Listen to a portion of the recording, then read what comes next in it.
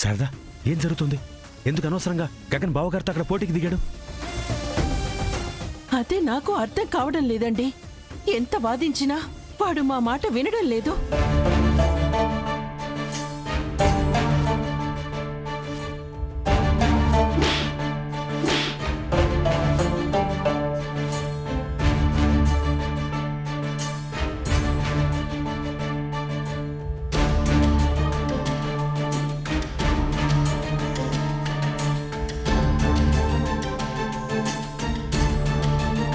శరచంద్ర గారు వదిలే రకం కాదు. కర్రసాములానికి బాగా పట్టుంది. అదీగాక ఎప్పటినుంచో గగన్ అంటే శత్రుత్వం ఉంది. తన కూతురిని తనకి కాకుండా చేశాడనే కోపం కూడా ఉంది. కర్రసాము నెపంతో గగన్ ఓడిపోయినా చంపినా చంపేస్తాడు శారదా.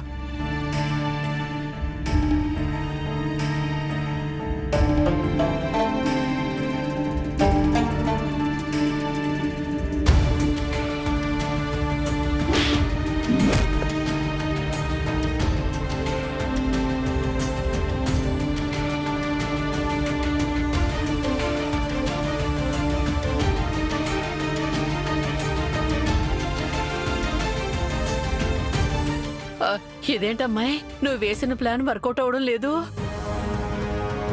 చూస్తుంటే గగను అల్లుడు గారికి పాడకట్టేసేలాగున్నాడు. అంటే ఈ లెక్కన అడుగు తింటారు అనుకున్న మీ ముగ్గురులో అల్లుడు గారు ఉండరు. నువ్వు నీ కూతురే అడుగు తినాలి. పిన్ని,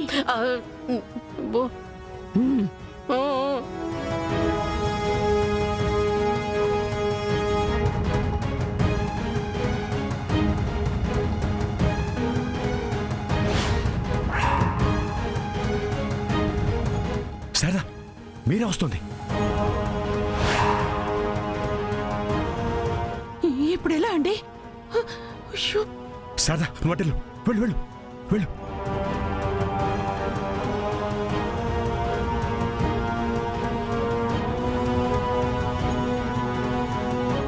ఎక్కడికి వెళ్ళారు? వాష్రూమ్కి వెళ్ళాను. అది కూడా నీకు చెప్పాళ్ళలా? సడన్ గా మాయమయ్యారు. ఆ శారద కూడా ఉండాల్సిన చోట లేదు. మరి నాకు అనుమానం రాదా? మీరా, మన కాపురంలో నా మీద నీకున్న ప్రేమ 100% అయితే అనుమానం 90%. దానికి కూడా నేనే బాధ్యున్నా? సరే సర్లేండి, పదండి రండి.